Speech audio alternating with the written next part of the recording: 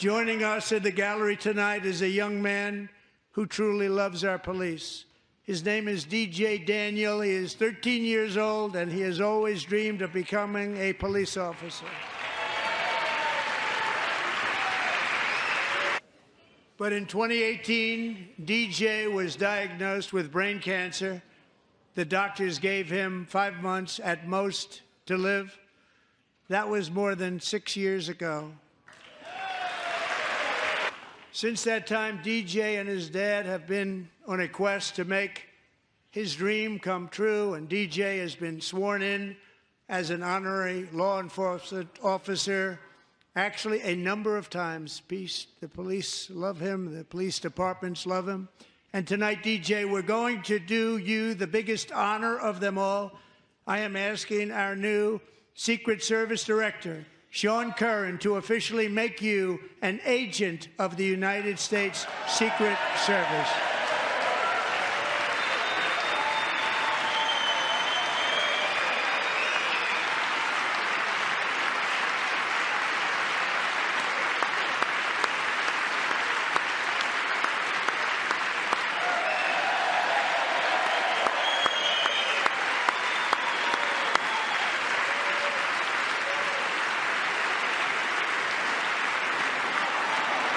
Hello. Wow, that was cool. Well, welcome to Behind Enemy Lines. Paul and I have lots of really cool guests, interesting guests. Tom Holman, mafia guys, special forces, comedians, and I think this is probably one of the most exciting interviews I had because I really respect Theo and his son DJ because they're both heroes to me, and so I'm honored for them to be on our show because I was looking forward to this. A lot of the people, hey, there they are. They even pulled over on the side of the road to do this. I know, right? So yeah. Thanks for joining us, guys. And No problem. that young man of you over there is an incredible young man, and you're credible father for everything that you had to go through. Also a Navy vet. Paul's a Army vet. Okay, I'm not a vet. Yeah, thanks for your service. I've been a veterinarian too. Yeah. But we're just really honored to have you on the show and take the time. And I'm sure your phone's ringing off the hook, like you told us, and busy schedule. So thank you. If you don't mind, I mean, everyone saw the clip. Everyone knows, what you did. We could tell how proud your daddy was. I mean, I got tears in my eyes watching that. And it was just such a great special moment. And I just got to ask, DJ, what was it like? What was that moment like, man? Like how, looking back on it. And did you know it was coming? No, sir. Nobody told me. No That's kidding. great. It's No awesome. kidding. So we could see the look on your face, right? You're surprised, and your daddy picked you up and was showing off his brave young man. Secret Service. I never talked to a Secret Service agent before. Neither have I. I talked to DEA, FBI, police, but never a Secret Service agent. Did you guys get to meet Donald Trump in person, obviously? Yes, sir. How was that? It was a pretty good experience. Yeah. What did he sign anything for you? Did you get to eat at the White House? Anything cool? Well, he did sign his hats, though, that he has. Make America great again. Hats. That's good. That's good. So, well, how when you got back home in the neighborhood and schools and all your friends, were you a big shot? Pretty much everybody know. And then I went to go in my classroom, and out of nowhere, they just acting like some bunch of monkeys. I mean, they're all excited, right? Yes, sir. Yeah, that's yeah, good. that's cool. It's good. That's cool. So Theo, Yes. how did you guys get connected with Trump that led to that event? What was the chain of events, or how did you get connected and someone reach out to you? Share that experience with us. Well, actually, it was we're still trying to figure that out. We just got this strange, mysterious call that came to the phone, and I was like, "This got to be a joke, or it's a prank or whatever." And the person that called me was introducing themselves as Brett Powell, chief of staff, for President Trump, and said that President Trump and the First Lady would like us to be their personal guests at the joint session. course, I was like, okay, I don't believe this, but okay, I'm listening. And then I said, okay, well, no problem. Would you be willing to attend? I said, oh, sure. What do I look like telling President Trump no? Of course. And then so, I mean, his pig is pork and grits is grocery. We were on the plane to Washington, and it was happening, but there was no details. We didn't know what was going on. Everybody that was there, from Lincoln Riley's mother and I think it was the sister and everybody else that was there, and Joss's mom, Jason and his family, Mr. Ortiz, the family from Butler, you know, the hostage's mother that was freed. His mother was there, and some other folks, you know, they were there too. And we didn't know anything. We were all just trying to figure it out, and we thought we were just going to watch the joint session. No, it turned into something else magical. So, yeah, President Trump. I told Jason before we even got in there. I said, he said, yeah, you know, I want to go to West Point, this and that. And I was like, oh, okay, well, I mean, you keep at it. You know, you can go. I said, because, you know, in the military, you know, I had got my application got accepted for the boost program, which was enlisted to officers program. Yeah. I said, but I'm just gonna tell you. I said, do you really know President Trump? Have you studied him? And he was like, well, no. I said, he's a very good. I know he's a very good down to earth man. I said, well, he is, but he's like a box of chocolates. I swear, you never know what you're gonna get.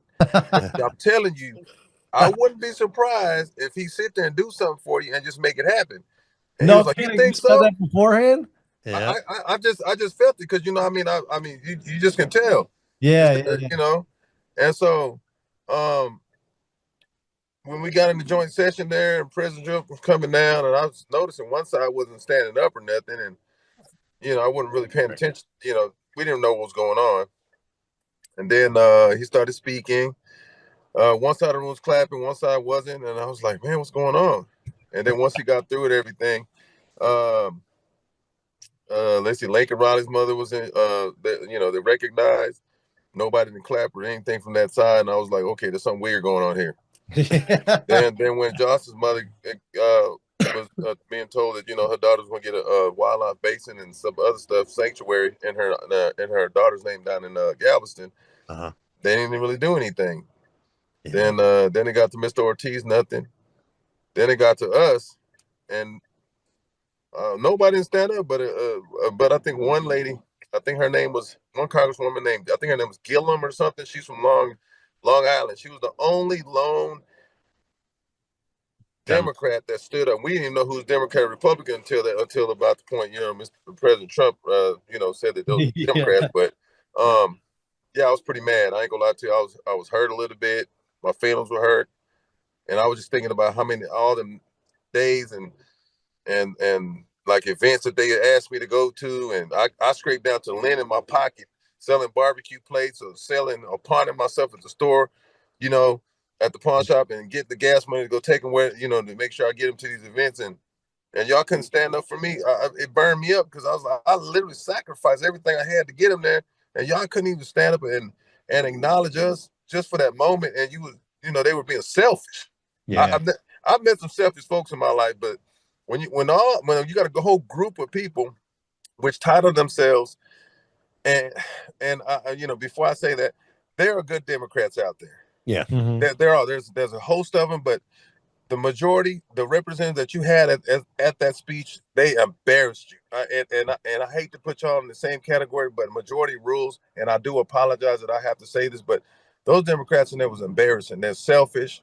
They didn't think about nobody but themselves. And I'm saying to myself, well, if they won't stand up for us, then they won't stand up for their voters either. Yes, the loyal voters on that side that vote Democrat, straight ticket, whatever. You know, they've got family members that's been victims of violence or some kind of trauma, and or somebody that's either battled cancer or lost the battle from cancer, or lost a family member that was a police officer or a victim out in the street or something, you know, and you couldn't stand up for us. It didn't make no sense to me. So yeah, I'm a little burned up. My hide's a little chapped right now. I might need a little lotion, because I'm telling you, it's so chapped, I don't even know what to do. I think it backfired on him. I think that's one of the things that stood out the most from that event. You know, lots of cool, important things, and people were acknowledged. But what happened with you and your son there, and how they treated your son, stood out the most, and most people are talking about it, and talking about torching asses. That torch their ass. They're gonna get paid for that one, I you know? mean, screw them. Like I thought it was the coolest moment of the whole speech, and just when you raised DJ up, and I mean, like it gave everybody I've talked to that has seen it, it gave them chills. Like honestly, like who cares about a bunch of selfish politicians? Like that just shows like what kind of people they are. If they can't cheer for a moment like that, like an obvious heartwarming moment, like, well then you know what? They don't deserve to be sitting in the seats that they're sitting in. And we'll see that come to fruition, I think. Yeah, I agree with what you said about, if they're not going to stand up, like they did there, they're not going to represent you guys. We have a senator, and his daughter goes to school. He's a Republican. I was a Democrat. We talked about it. Remember, I was raised a Democrat, southwest side of Chicago, and we have all this crazy porn and stuff in our schools. I don't know if you have that in Texas, probably not, but it's a crazy because of this goofy state. And I asked this senator to help stand up and speak up for our daughters, right? And I just say porn doesn't belong in our child's school, and he refused to do it. And so I'm criticizing him on the show. I go, listen, if this man won't stand up for his own child, how is he going to stand up for my child? I mean, it's exactly what you said there. So it's like it was disgusting, and and to your point, there's not all bad Democrats. I'm a Republican now because they're lesser of two evils. Not that I'm like doing backflips over being a Republican, by no means, but they are the lesser of two evils. And I'm more so that because of Donald Trump, of who he is and what he's doing for all of us, We criticize Republicans too, though, because they don't fight back, Yeah.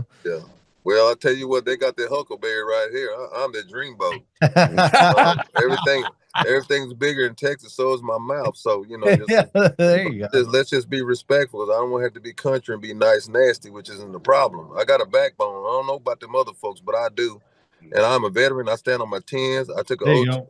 I took an oath when I got in the military. They didn't swear me back out, and I'm gonna do what I need to do, sit there and put folks back in their place in a respectful manner.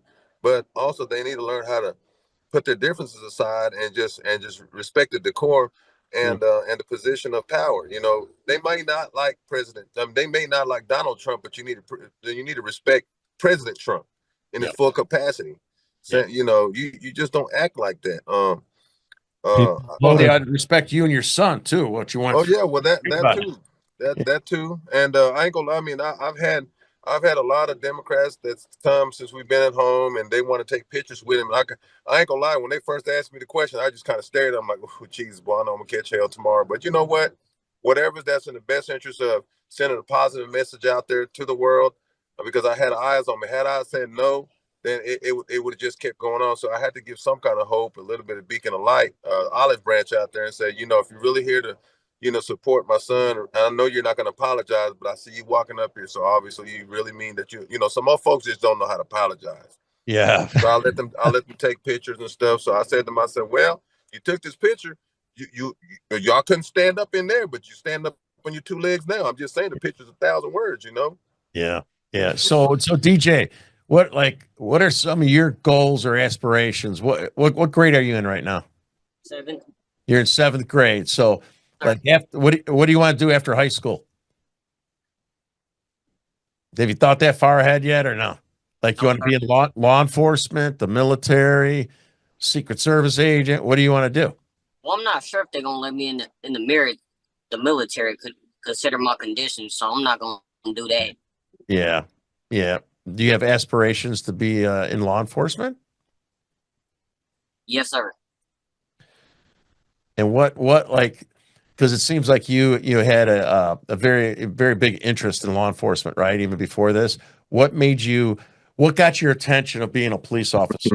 Like what caused you to really be passionate about law enforcement? Well, I'm just gonna put it like this: through Hurricane Harvey, we're in the George R. Brown. Me and my brothers were running around getting snacks and stuff like this.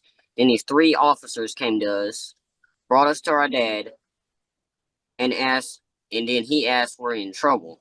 And they said, no, it's just funny how we see them running around. And my little brother that's running around, we was running around collecting stuff like Alvin and the Chipmunks. And they said if we can take them upstairs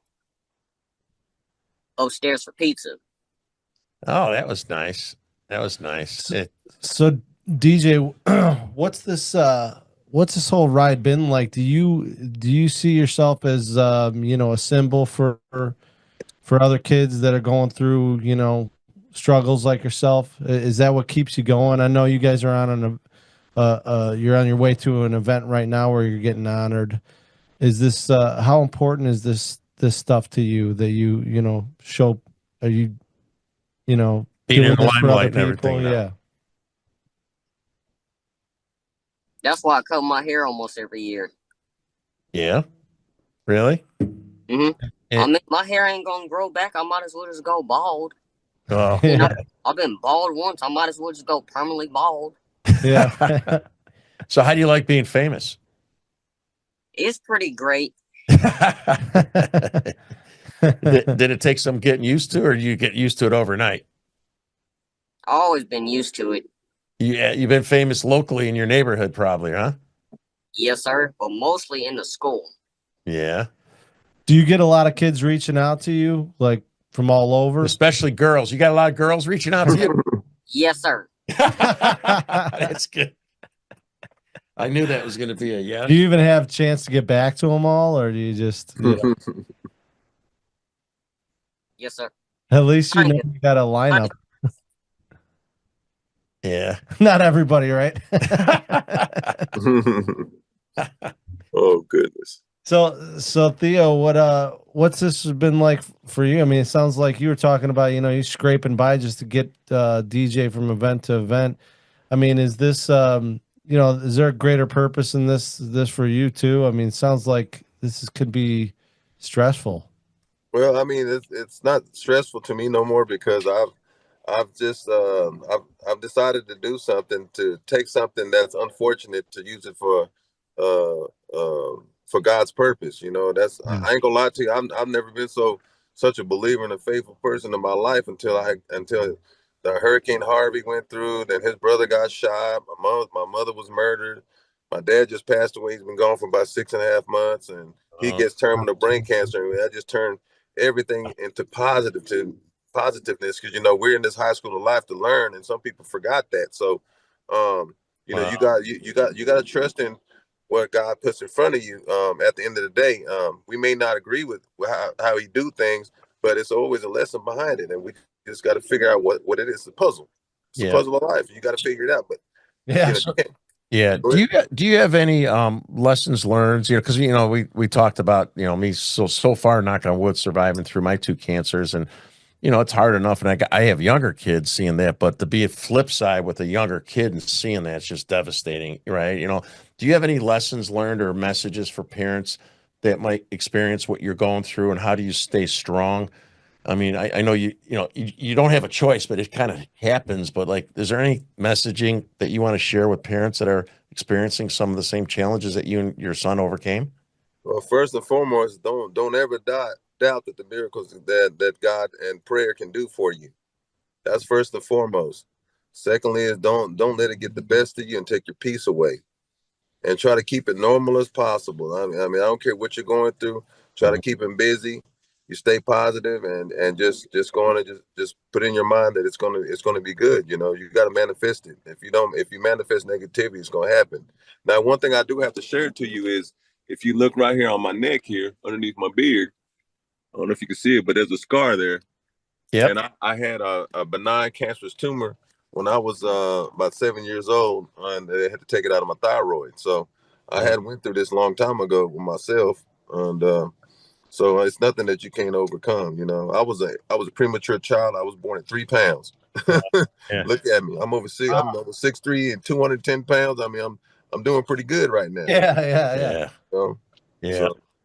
So like I said, just parents stay positive. Try to keep a sense of normalcy. Don't close the kids off to the world, because they sit in there, and it's like they're sitting in there getting a constant reminder of what they have. So they know what they have, but just don't give them to where you just have a constant reminder. Just keep them busy. Just try to keep them normal as possible. Yep. So DJ, closing statement for you. You have any messages for kids, how you stayed so strong through everything you overcame, or anything you want to say for a closing statement from you? Well, Come on a little closer. Okay. So I can see you. Well, I do want to say I do support him by cutting my hair off, because last year I asked my dad if I could cut my hair, and he said why. I said because if I cut my hair off, I want to make them feel better. So I might as well just keep on cutting my hair and go permanently bald. Yeah, There you well, go. that's good. I'm losing my hair. I just say I'm cutting it on purpose. Hey, I'm DJ, joking. That's a joke. One last question for you. If you had one thing you want to tell the audience about your dad, what would you tell us? He's a pretty good dad. That's great. I ain't gonna lie. Yes, he is. When he took me to Miami, he had this truck we called a man freight truck, because it may not make it, but we still going on our grind. Yeah, That's You know what awesome. they say out in Texas? One monkey don't stop no show. Hey, man, I gotta say, both of you guys are inspiration Yeah. for me and Yeah. Paul and our audience. And I mean, Yeah. I'm so glad that we had the opportunity to share that experience with you on national TV and to have the opportunity to be on our show. I Yeah. can't tell you how excited we are. Yeah. Well, I'll tell you what. I'd like to say one more thing now. I may be running against some of them folks here very shortly, just to even the playing field. So there you go. Well, we'll be in touch, and I bet you'll get lots of support, man. Yeah, that's right. Hey, God bless Lots you of guys. support. Yes, sir. Thank you very much. Thank you. You guys be careful. All righty. Take it easy, DJ. Say bye. Bye-bye there, young man. All right, so that was awesome. That was great. Yeah, and you were lucky he pulled over on the side of the road. Thank God he didn't get hit. Oh, Dude, my God. I mean, just the fit, like they're on their way to an event in Florida where he's going to get honored. So that's like, I mean, dude, that kid is he's got a funny sense of humor too. Yeah, he his does. dad's serious, and well, you know, and he's been through more than I didn't know. His father's been through all those personal tragedies. This is the DJ's son, brother got shot. I don't know. If he lived or we died. didn't talk about it on the. I want to ask him. No, we didn't talk about it on the. So, but I mean, the dad is just an impressive guy. Like he's been driving him all over the country, and isn't it funny? You know, he said he was thinking about running for Congress last week, and now typical, they want to pay him off not to run. The stuff you hear about that here in Illinois, it's like crazy, isn't it? I think he would be a perfect candidate, because he was talking about how, you know, you can't just stand up for my kid, you know, what we've been through and everything. Like, that just shows how far the Democrats have gone. Like, they would rather show their hatred for one man than just acknowledge the bravery that this 13-year-old kid has been going through. Like, that's sick, don't you think? Yeah.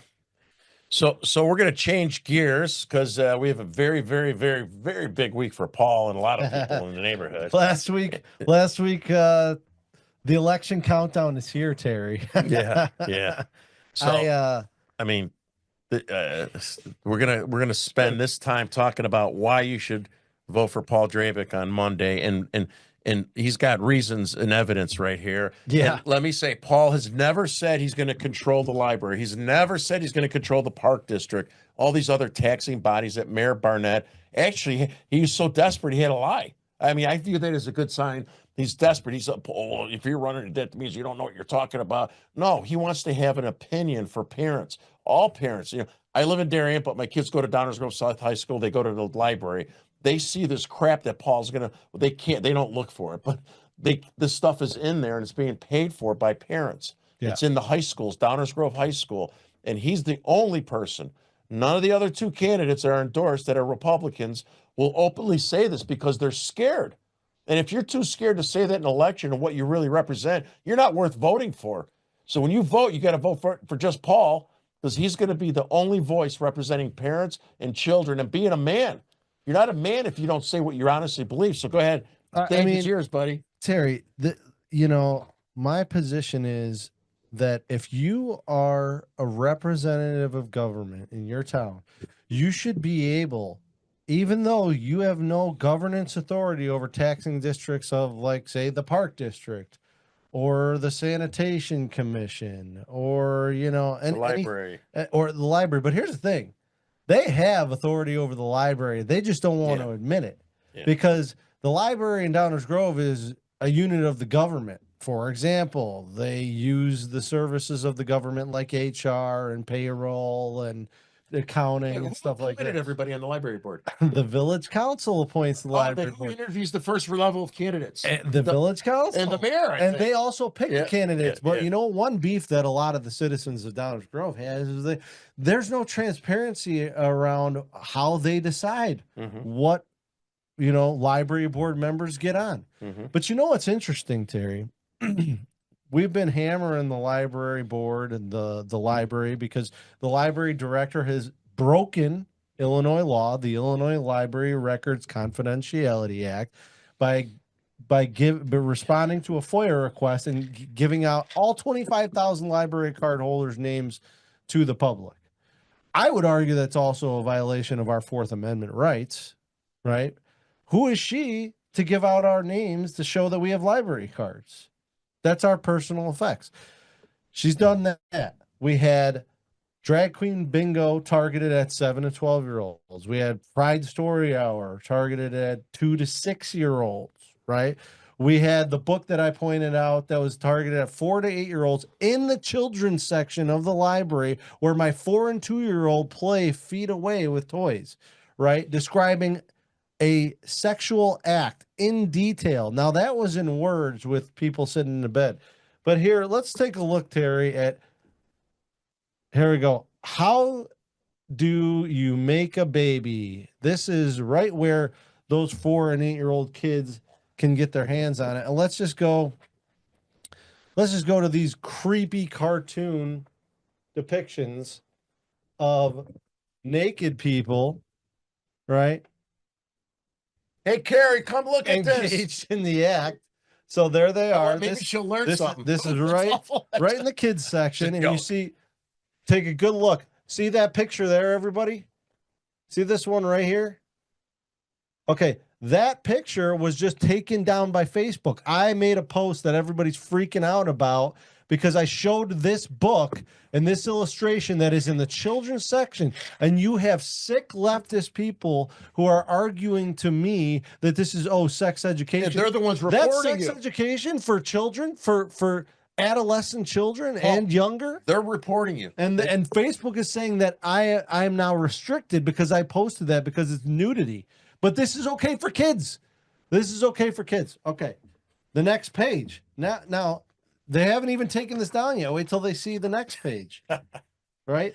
The next page right here. Here we go. There you go. Take a look at that middle picture. Where am I? Take a look at that middle picture. What do you see there? That's the act. That's coitus. Insertion. Okay? I noticed there's a lot of biracial stuff going on. They're covering all their bases. Well, I mean, let's make sure the kids are these two boys. Equal opportunity, right? DEI, that's fine. Is that boys? Yeah, I think so. But so insertion in a children's book. It's how to make a baby. So Terry, let me ask something. Did you have to read this as a kid, 4 to 8-year-old range? Did you even care about sex at 4 to 8? Hot Wheels. All right. Well, we got another one here. Was I in my mama's stomach too? Okay. So let's just check out, was I in my mama's stomach too? Here we go. Let's go to, here's a creepy scenario. Boring, I said. I don't think so, Dad said. He smiled and gave Mama a kiss. And now, how does the baby get in the stomach? I asked. When both consent adults like to touch each other in the places where they are different, explained Dad. The man likes to caress the woman's breasts and vagina. The woman strokes the man's penis. The penis becomes big and very stiff. Then the man pushes his penis into the woman's vagina and it keeps moving in and out. It's a nice feeling. The most beautiful part happens when the man's semen flows into the woman's vagina. Don't worry, folks. There's pictures to go along with it. And he finishes in 3 minutes. I'm terrible. I know, same thing. I say, there we go. See those pictures on the tan page? They're getting into the act naked. Like what in got the cartoon? This is creepy. Why are we targeting kids with overtly sexual pornographic illustrations? Why? And this is in the kids sections. don't tell me this is about sex ed. You'd have it in the parents section or in the adult section. This is in the children's section because they want kids to be sexualized. They want to sexualize young kids. Okay. The book that I first put out was targeted at 4 to 8-year-olds. All right. Now we have Making a Baby. It gets even more creepy. I do not understand this one. All right. Here you have this super weird scenario. Yeah, thank you, Terry. Take a look at the man. Take a look at the little boy in the shower with 2 grown men. Oh, that's Joe Biden and his daughter. Okay, so I tell me, like, would you in a public shower take your that small of a kid and be like, hey, let's expose him to another grown naked man, Look at, and then let's also. oh my God, they got Charles Johnson in there, bigger than the white guy. And so like, also, I would never take my 4-year-old boy, which this looks to be, I mean, he's a small kid, all right, and expose him to another adult man I don't know in public. Hey, look at my naked kid. He's eyeballs to the schwanz. What in the name of God? How is this normal? How is this like? Why are you telling kids? I remember being in high school not wanting to take a shower my first time, freshman year. And then here, of course, they just another overt sexual depiction for children. It's just absurd. And here, well, let's read. This is called Sex is a Funny Word, and we get to okay. Here's the scenario here. Here's the scenario here where these kids are, the teacher blows the whistle. And cartoon characters. The kid tells the kids to separate into boys and girls. Okay, people, boys line up on the right, girls line up on the left. What's up, Zaya? And then you got this creepy like cat with stickers all over it. Okay, kids putting stickers on it, and it reads, when we are born, a doctor or midwife calls us boy or girl because of what we look like on the outside. They choose a word or label, usually boy or girl or male or female, to describe our bodies. But that's based on our outside, our cover, and who they think we are. What about our whole body, inside and out? What about who we think we are? And then weirdo, from the cats playing on the ground there. Oh, the furry. Furry, right? Yeah. As we grow into being a kid and then an adult, we get to figure out who we are and what words fit best. Most boys grow up to be a man. Most girls grow up to be women. But there are many ways to be a boy or a girl, and there are many ways to grow up and become an adult. For most of us, words like boy or girl or man or woman feel okay, and they fit. For some of us, they don't. And then you got this page where, they're basically just saying here, like, to little kids, adolescent kids, you could be whatever you want. You could change your gender, all this nonsense. So this also ties into the recording that we played from Downers Grove South, right? The sophomore this week, when this lesbian is telling the kids that you're assigned your sex at birth. You're assigned it. Just like that's what they're saying in the book. But you could change your gender like it's a pair of shoes. Yeah. This is sick. Okay, this is sick. And I've been arguing with these crazy radical leftists online who have ridiculed me in this show and tried to suggest that I should separate myself from Terry because he's toxic and he's this, that, and the other thing. And they went after the transgender pastor thing and this is a valuable member of our community. Yeah, right. Again, for the 1,000th time, let me assert my position on this. The Downers Grove Public Library, took on, funded with grants this transgender pastor to be a social work intern. I don't care if they're transgender, whatever.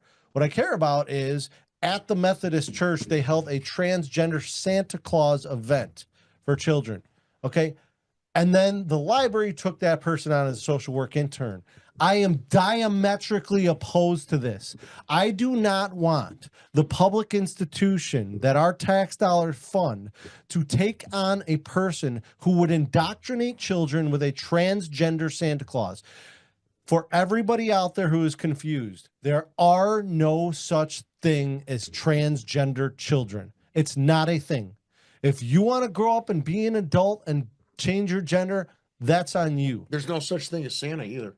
Well, not, Let alone a trans Santa. I mean, apparently, all along that beard, we thought, I don't know, maybe he, maybe he stands next to me at the urinal. I guess the Methodist pastor doesn't think so. But Terry, what is your position on transgender Santa? I mean, why do kids need to know? Why do kids need to be bothered with a gender? Like, is Santa a boy or a girl? These children believe in imaginary Santa Claus. They believe in real gifts. Yeah, real gifts that they think come from Santa, but they're from their parents. So these kids are so young and naive, right, that they believe in Santa Claus and the gifts come from Santa. So I don't care, like to Paul's point, they're not transgender kids when they're that young to think, oh, wow, I'm like 6, 7 years old. God, I want to sit on a Santa that's a woman but wants a penis or a penis. They don't think about that stuff. Just like at the Downers Grove Library, they have gay reading for 2-year-old babies. And what Paul's trying to say is, no, I can't, as a village council leader, I can't say stop it. I can voice my opinion as a man, as a father, as a husband to say this is not right. Mayor Barnett chooses not to do that. People want representatives in government who are going to speak out on the issues that they care about. I said this before. I said this in the video that I put out on Facebook that's on YouTube. Do you think that the senators or the congressmen and women who question the bureaucrats in these congressional hearings are exercising their authority over the bureaucrats? No, of course not. They don't have necessarily any authority over them. What they're doing is they're bringing them to these committee hearings to hold them to account to the public. They are saying, why are you doing X, Y, or Z? Do you think you should have the authority to do X, Y, or Z? Mm-hmm. Okay.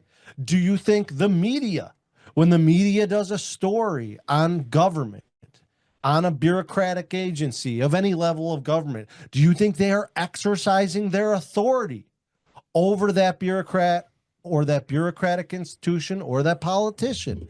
No, of course not. The media has no authority. But do you think that shining light on these people, on these institutions, on these violations of our rights is giving the public pushback against these institutions, is affecting public policy or legislation because of the pressure, because of the sunlight? Yes, of course. That's how all of this works. How did Donald Trump get elected? Because he started a coalition of people that were tired of the status quo. Yeah, you know what's ironic is Barnett used his voice, right, his mantle as the mayor of Downers Grove, to try to discredit Paul. He used his voice to try to discredit Paul. But he doesn't want to use his voice to say, hey, we shouldn't have transvestites dancing with our kids or reading porn or this stuff. He won't use his voice for that, but he will use it. He knows how to use it to go after him. Bingo. The guy's a piece of shit. I'm sorry. I know some of you, he is. I asked 4 years ago when we fought for the porn. I don't live in Downers Grove proper. My children go to Downers Grove South High School. He's the mayor of Downers Grove. I'm a committeeman. I'm the president of Parents Involved in Education.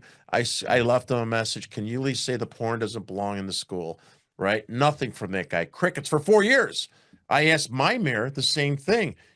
He wouldn't do it. He refused to do it. They're worried about, so you have a mantle. You could use it. And that's all Paul's saying, is that if he gets elected, he'll be a voice of the people that are being silent by the radical left. Just today, I have Jeff Tischler reach out to me trying to trick me today in an email. He's pretending he's a reporter and pretending he's a revolver reporter. They're desperate. Right? So these people have been, and we're going to talk about that tomorrow. They come after us. They come after our families. They come after our friends. They come after people that like his page. Mm-hmm. They try to get him fired. And we got to stop that shit. We got to let them know enough is enough. We're in a battle. We're in a battle, and we don't just need to cede, or we don't just need to stop the left from taking more territory. We need to push back and take back the territory they've taken. Yeah. The kid thing is unacceptable. I will not abide this indoctrination. This, I've been arguing with this lady online, and they're trying to throw the compassion thing. It's like, no, you know what? I'm done with this. You're coming after our kids, and we're gonna hit you in the mouth on this one, figuratively, of course. Twice. We're gonna hit you in the mouth on this. We're gonna fight back. We're gonna push back. You want to call me a bigot, racist, homophobe, white supremacist, Nazi? Well, I'm gonna call you a pervert, a pedophile, a groomer. Okay, and because that's what you are. Yeah. There's no evidence that I am a white supremacist, Nazi, homophobe, any of that stuff. There's no evidence for that because of what I've said. What I've said is I don't like people who want to groom children with sexual content. You're sick people. You're trying to make it normal, and we're not going to put it up with it anymore. And tomorrow we're going to have a town hall, American Legion Post 80 in Downers Grove. Terry's going to be there. A bunch of other people are going to be there to share their stories about how we have fought back. We've won in certain areas, and there is a silent majority that is forming. Okay. I see it in my campaign. There's people Terry, I've got 200 plus signs out there. I've been getting support online. You know, like there are people that are tired of this garbage. And no matter what happens, we're coming for you, leftists. Yes. We are coming for our communities. So, because I think we're getting close here, so we'll pivot a little bit because I think they got the message. So, Paul and myself, both of us, are not anti-gay, right? So we're adamantly against this stuff. We're against heterosexual or homosexual pornography, right? Both. We've said that from day one, from the first day I spoke. Kids getting it. Yeah. These are these children. Gay children, heterosexual children, they're children like our children.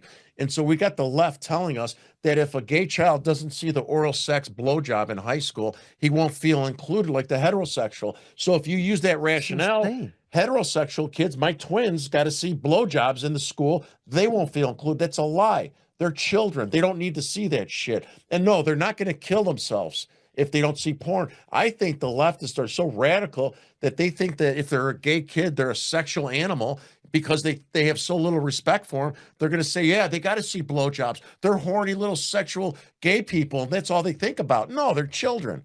They don't need that shit. You guys are the ones that want it. It's all adults doing it. Yeah, exactly. Yeah. It's who's putting the books in the libraries, Terry? It's the adults. It's white, you're lily white, straight there's no women. demand for this. There's no demand for it. And I've said over and over again, for you people who don't understand the book banning concept, you're like, why should you be able to tell us what books can be in the library? No. That's the wrong question. The question is, why am I forced to subsidize sex books for kids in the library? Because you can get your sex books for kids on the free market at Amazon or Barnes and Noble or wherever on the free market. So you are free to sexualize your kids if you're that sick enough to do it right now as we speak. But you have to answer the question as to why I am forced to pay for your depravity. That's the real question, because I can't get these kids sex books out of the library. Yeah. But why should I have to pay for it? I had the same debate when we were doing the appeal for the books, right? Yeah. And then it was all rigged. He picked all these parents with masks and stuff. Yeah. And a guy to my left, and I'm speaking, he was like the tough guy he thought he was in the whole parent group. Who do you think you are trying to tell me what my son should read in this school library? Who do you think you are? I said, listen. He goes, who do you think you are? I said, listen, buddy, if you want to teach your son how to suck a dick, buy your own book. And everyone's like, that's exactly what you just said. If you want, if you are so depraved that you want to show graphic sexual illustration to your 4 to 8 year old like some sociopathic, depraved pervert, because that's what you would be, then go ahead, buy it on Amazon. Don't tell me and every other taxpayer that we have to buy sex books for kids and put them in the library, in the school library. That's sick, depraved perverseness. Okay? I'm not signed up for it. Not signed up for it. And to the person who told me, well, there's a lot of books in the library that I don't like, that I'm offended by. You're an adult. Our job as adults is to protect children's innocence, okay? And I don't agree with sex books for 4 to 8 year olds. You're insane for thinking that's okay. Yeah. Oh, another one of their lines, which is a joke too.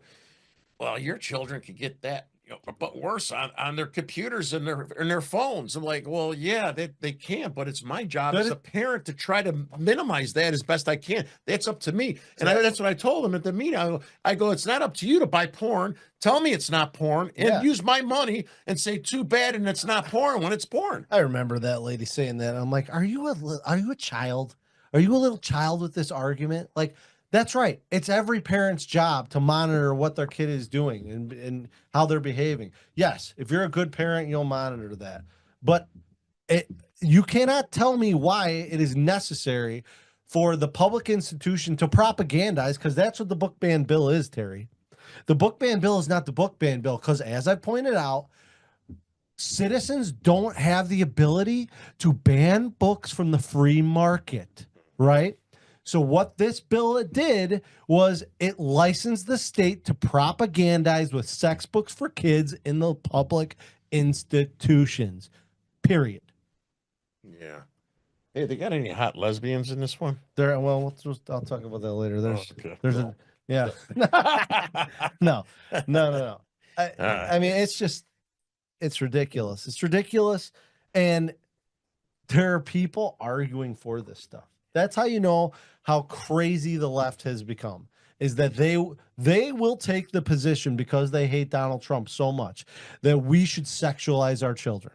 And by the way, the argument we always faced for genderqueer was we are anti-gay. But every book I've posted during my campaign in the last couple of weeks has been heterosexual pornographic imagery. So where are you at now? I had some lady argue with me like, this is going to cause violence to LGBTQ. And I had to be like, Molly, you haven't even looked at the images. They're all heterosexual sexual images. What are you talking about? It's going to cause violence. It's got nothing to do with LGBTQ. Okay. So anyway. Wow, we got a lot of time going. We still got a lot of time. Okay, so what kind? Yeah, we got 15 minutes. What do you want to talk about now? Okay, so I think we beat that. You want to 13. the homeschool bill. So let's talk something different. I'm like so tired of the school shit. I don't. Well, we got we got the well, I know what we should talk about. We came across what has been our main fight in the last year, Terry? Exposing what? Besides the school, yeah, the trend of larva, yeah. So all right. Recently, as I've been campaigning, I've been passing out signs. I go over to people's houses, put their signs in my yard, in their yard, and I came to one constituent who wanted to talk. It was great to talk with them. They're sick of all the BS, the status quo. And, we've read some of your stuff in the Gateway Pundit, blah, blah, blah, and da. And they're like, we had an incident here in Downers Grove with an illegal Venezuelan. And my ears perked up and like, really? What? Can you tell me more about that? And the guy described how his FedEx or UPS driver of 20 years was delivering a package to their front porch. And this guy in scrubs approached the driver and was like, "That's my package." She said, "No, I've been delivering packages here for 20 years." Assaulted the driver right in front of the guy, stole the package. He chased him out of the area. They called the cops. Cops were all at their house, took reports, yada yada yada. So then he tells me it was an illegal Venezuelan, according to the cops. They caught the guy in I don't know, Elmhurst or somewhere up northern suburbs. And I was like, well, do you have any information on this? Because we've been working on this, me and Terry, for the last year. And he sent me the Patch article. And interestingly, the Patch article says, with the guy's name, 28 years old, Rodriguez, yeah, stuff like that. Yeah, from New York. Yeah. From New York. I was like, it says he's from New York. Well, Terry tried to look him up. No record. Don't know where he's from. I talked to the guy again the other day. He tells me, no, I went to get a police record. We got a FOIA in.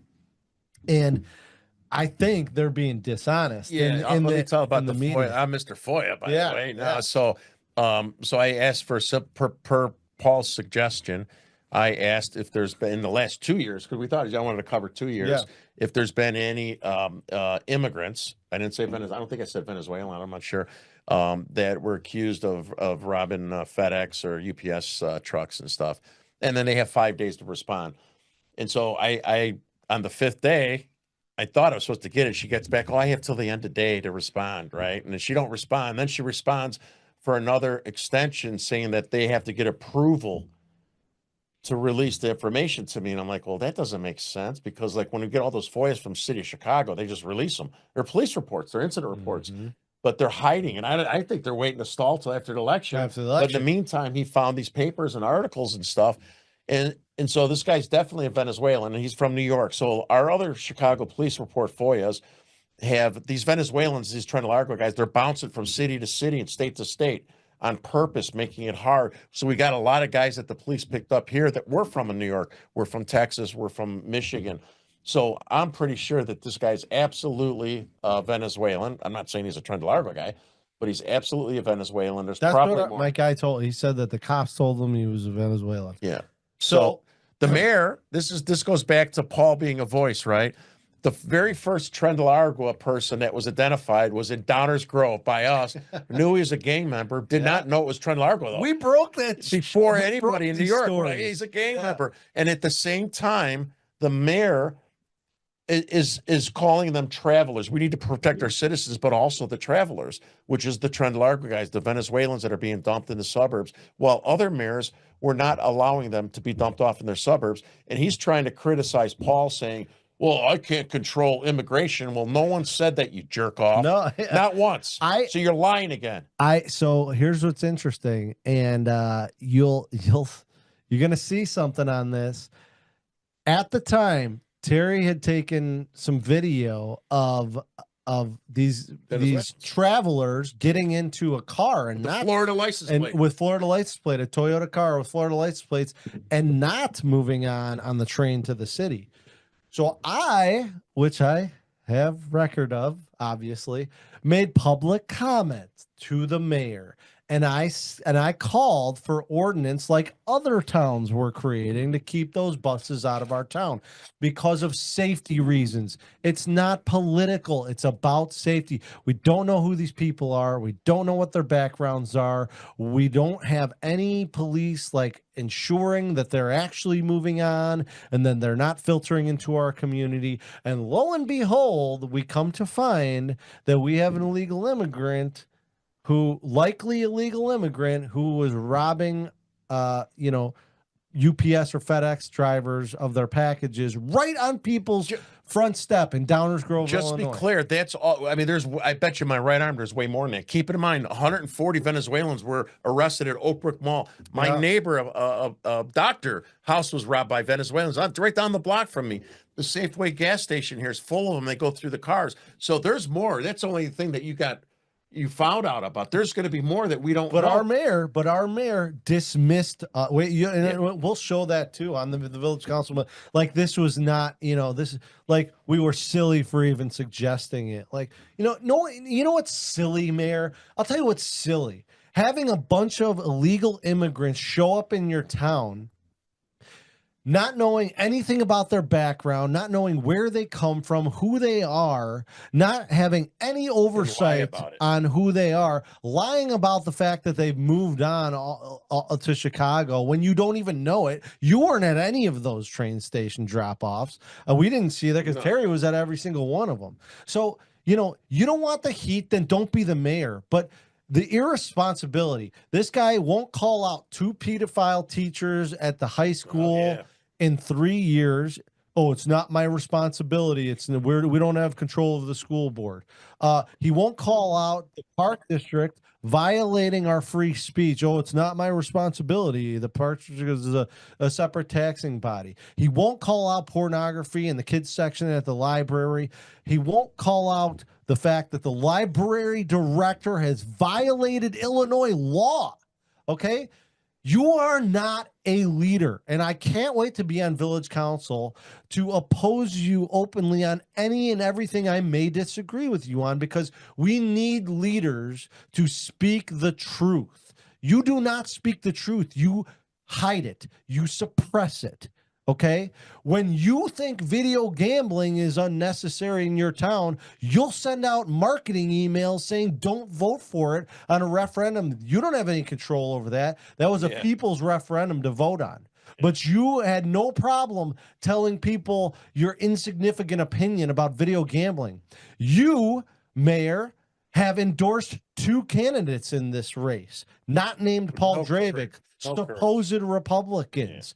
But when it comes to pedophile teachers, violation of free speech, and sexualizing kids, you have nothing to say. You are no leader, sir, and you need to be held account. And that's what I'm going to do when I bring the voices of the people who are tired of the lack of leadership in this town. All right. I think that covers it. Yeah, thank you. Yep.